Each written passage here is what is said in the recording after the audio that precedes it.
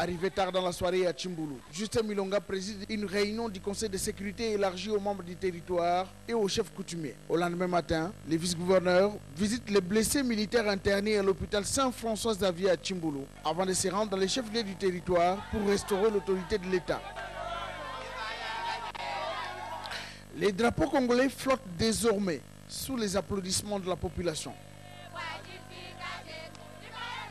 Après la cité de Dibaya, le vice-gouverneur revient à Tchimboulou pour un meeting. Il prêche le retour de la paix, souhaité par toute la population. Le message que j'apporte à la population de Dibaya, c'est celui du chef de l'État. Ils doivent comprendre qu'ils n'ont qu'un seul père, c'est Joseph Kabila Kabange, qui veut de la paix et qui tient coûte que coûte à ce que la paix soit retrouvée dans la province du Kasaï central. C'est par Dibaya que la guerre avait commencé.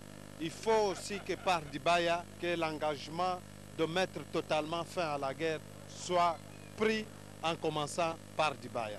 Ceux qui sont en brousse, je l'ai dit, ils ont l'obligation de sortir. Ils sont fils, ils rencontreront l'affection du père. Message très apprécié par ceux qui ont participé au meeting, le cas du chef Ndoumba Tchimboulou. Nous saluons avec beaucoup plus de fervescence cette visite de son Excellence, Monsieur le Gouverneur, qui est venu pour consoler la population de Tchimboulou qui a été frappée par beaucoup d'événements, attristé même la population de Tchimboulou. Nous réitérons aussi notre remerciement au garant de la nation, le président de la République, qui par son souhait voudrait pacifier la République, les Grands Kasaï et surtout la ville de Tchimboulou. Nous voulions la paix.